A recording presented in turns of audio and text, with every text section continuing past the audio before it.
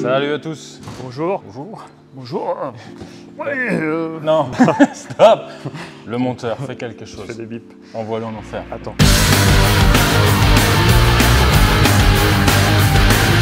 Qu'est-ce qu'on a? Et là, on a un truc super intéressant. Vraiment, ça change. Alors, on va peut-être même vous faire une vidéo un petit peu plus longue. Il y en a qui Ouais, demandent. vous aimez bien quand on parle, il y a des explications. Voilà. Alors on a une base de... Toyota MR2. Allez, en France, ils l'ont appelé MR MR, ouais, c'est vrai. et MRS, parce que ça faisait MR2, et du coup, ils voulaient plus leur rappeler MR. Oui, et pour l'histoire, on a eu un client qui était ingénieur chez Toyota et il nous a dit que c'était vraiment la vraie version. C'est qu'il ne pouvait plus l'appeler MR2 parce que chez nous, avec le français, ça faisait merde. Merde! Mais qu'est-ce que t'as à crier merde comme ça? Merde! Merde! Maintenant, c'est la Toyota MR. Donc, une pensée à Renault qui ont appelé leur 4x4 Koleos, qui veut dire diarrhée en grec.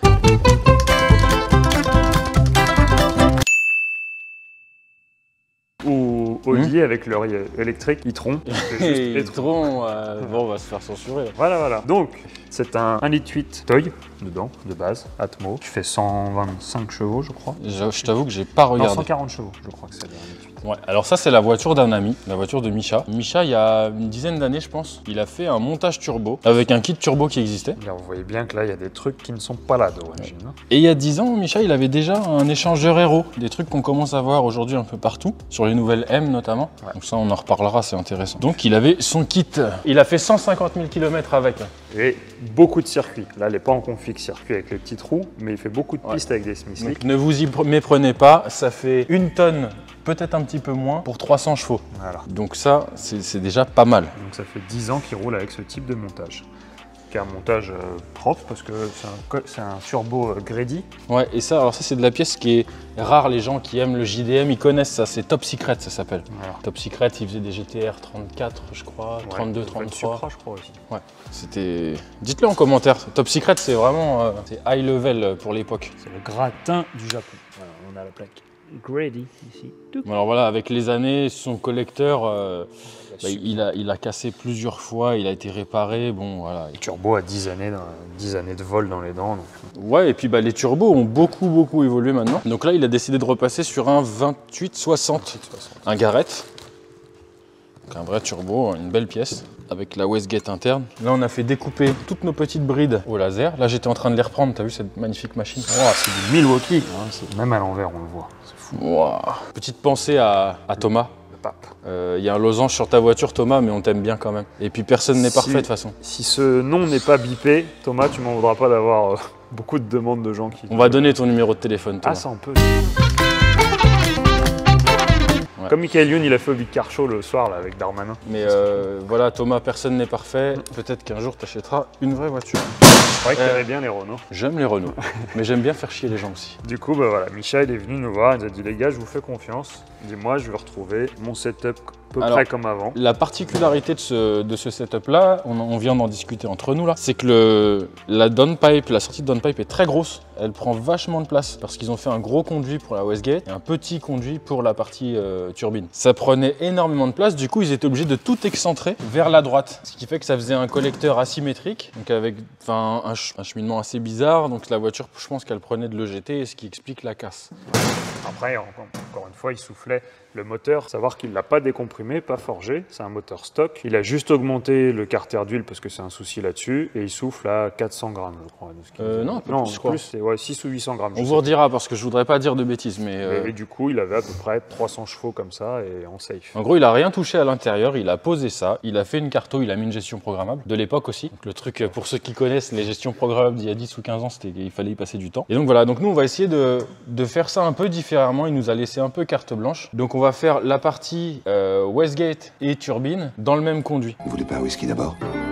Voilà, en gros, on va faire une forme un peu spécifique avec un gros conduit, mais qui prendra vachement moins de place en largeur. Voilà, ici, on peut voir que chez nous, ça arrivera par là à peu près. En gros, là, on est obligé de déporter le turbo à droite pour pouvoir sortir. Voilà, nous, on va faire en sorte de pouvoir le recentrer. D'avoir des conduits un peu plus équivalents. Voilà, alors pareil, il y a un petit truc qui nous plaisait pas trop. Le turbo, il est comme ça. Et bon, ça n'a pas trop d'incidence sur les performances, mais la sortie de la Surale, en fait, ça fait faire un énorme coude. À 120 degrés qui repart. Voilà, donc on va juste réincliner un tout petit peu le turbo pour la ramener presque à 90 degrés.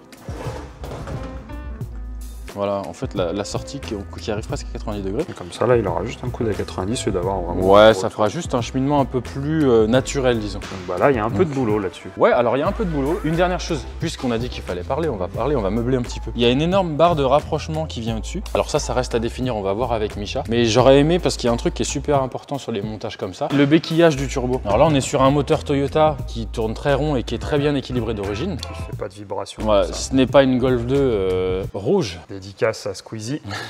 Une Golf 2 rouge, comment on peut l'appeler? D'un drag racer. Il nous a bien appelé Peter et Stéphane. On t'embrasse. On va trouver un nom, toi, espèce de cheveu. On t'embrasse, vous l'aurez reconnu. Donc oui, on va se servir de cette énorme... Viens, on va aller là-bas, suis-moi. On va faire un plan séquence, quoi. On a cette barre qui va venir là, et je pense qu'on va faire un système de béquillage par le haut pour maintenir... parce que c'est bête, mais même si c'est un 28-60, je pense qu'il fait bien 10 kg déjà. Ouais, il fait déjà son poids. Plus le poids du collecteur, plus le poids de la downpipe et tout ça se retrouve un peu dans le vide, et forcément, une fois que tout est chaud, ça fait un énorme effort. En gros, lui, il aura plus à se supporter, il sera vraiment maintenu, et tout ça viendra juste se connecter autour, donc il n'y aura aucun effort sur le turbo. Dernière petite chose, je voulais le préciser. Pour un projet comme ça, il nous a confié la voiture, on va pas la garder 2 ans. Parce que non, on n'a pas la place. Donc en gros, on s'est calé avant. On a la voiture, on se met dessus, et on va la garder quoi, 2 semaines? Sachant que quand on les garde 2 semaines, c'est qu'on perd 2-3 jours, voire plus, avec les coupes des brides. Parce que forcément, des fois, ils en font une, ça nous plaît pas, on les fait retoucher, donc ça prend du temps, et ça, c'est indépendant de notre Des fois, on volonté. se trompe aussi. Des fois, on se trompe aussi. Des fois, on se trompe, merde. Et la voiture, voilà, on la garde pas 6 mois en tout cas. Voilà. Là, elle est rentrée, clairement, on a fait une demi-journée pour tout démonter, tout maqueter, présenter, et elle repart dans 1 semaine.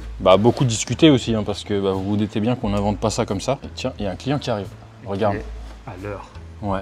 On leur donne rendez-vous à 8 h, il vient 7h57. Il aura une remise de plus 5 €. Non, mais on pourrait faire, franchement, on pourrait faire 5% de remise à tous les gens qui arrivent à l'heure, parce qu'on ne la ferait pas souvent. Non, on rigole, hein. Commencez pas à venir 2 heures Mais on la avant. ferait pas souvent, parce qu'il n'y en a pas beaucoup qui arrivent à l'heure. C'est clair. Voilà, bon, on vous reprend plus tard, on va essayer d'avancer là-dessus, et on va travailler un petit peu. Alors c'est bon, on a déterminé la position exacte du turbo. Alors ensuite, comment on fait? Tout simplement, on le maquette, parce que vous doutez bien que je vais pas venir ici avec mes coudes, essayer 15 000 fois de représenter un turbo qui fait 10 kg au risque d'abîmer la caisse. Donc ce que je fais tout simplement, avec ce petit outil qui vient du magasin allemand où on peut aussi acheter à manger, n'est-ce pas? Je mesure, voilà, le moteur, je sais qu'il y a 75 degrés. On a positionné le turbo avec la flange, on sait qu'il va arriver par ici à 30 degrés, à 95 mm de la flange. Et ce qu'on a fait, tout simplement, alors c'est très archaïque mais ça fonctionne super bien. J'ai mes 95 mm, 75 degrés ici et 30 degrés ici. C'est haut. Plus qu'à faire un 4 en 1 et dans la vidéo ça va durer 6 secondes. T'es content Guigui de faire un 4 en 1? Est-ce qu'on montre comment on fait les 4 en 1? Il y a un petit outil qui est là, l'imprimante 3D, mais peut-être une autre fois je vous montrerai. Alors, on a fait une première partie. On a essayé de faire, on n'a pas filmé, mais on a essayé de faire un 4 en 1 plus conventionnel, mais ça n'allait pas parce que le trou d'entrée du turbo Garrett, il est trop petit en fait. Donc ce qu'on a fait, on a fait un 2 en 1 pour les 2 parties extérieures et on va venir repiquer par-dessus les 2 tubes intérieurs. Alors là, on en a déjà fait un. Tac. Il est là. Et maintenant, on va lui faire la symétrie. Alors, petite astuce pour la symétrie. Notre bon Rubens, tu vas tenir le micro. Là, on a fait ce qu'on appelle une gueule de loup, ou un piquage, si vous préférez. Il nous faut exactement le même de l'autre côté. Alors, ce qu'on fait, on prend une petite feuille de papier sur celui-ci. Tac. Bon, celui-là est fini, mais j'enroule ma petite feuille de papier. Je trace autour. Ensuite, je découpe. Et comme ça, pour faire le suivant, en gros, je le remets sur mon autre tube vierge. J'ai juste à tracer autour et le découper. Et comme ça, je me retrouve avec la symétrie parfaite. C'est beau. On a déjà refait un montage à blanc, donc tout est ok, tout passe. On va souder un petit peu et peut-être faire quelques plans en accéléré si on a envie.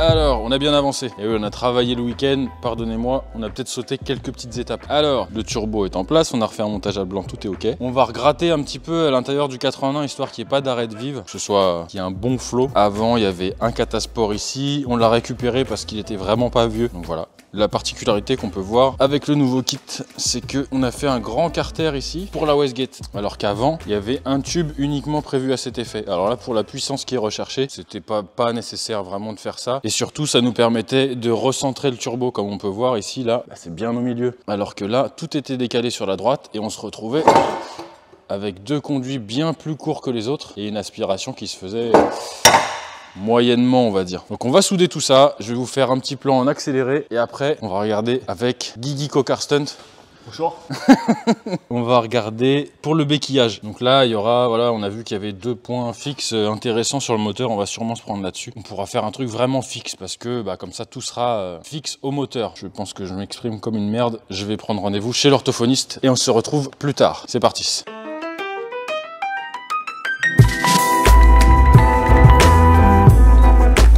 Alors, notre downpipe est soudé. J'ai préparé des avant-trous pour la lambda, enfin pour les lambda, les sondes. Et là, je m'apprête à percer le diamètre final. Cependant, à l'intérieur, il va y avoir des bavures. Et bah, c'est embêtant parce que pour aller les choper, c'est un peu une galère. Pour ça, il y a une petite astuce, une combine. T'as pas une combine, Guigui? Un truc de vieux. Versé au sabre laser. Bon, ta gueule. Bah, de toute façon, il y a une Golf dans la vidéo. Je sais que le monteur, il mettra pas. Parce que notre monteur, il a une profonde aversion pour le groupe VAG. Là, regarde, il y a une RS3, Romain. Ça, je sais que ça le stresse à mort.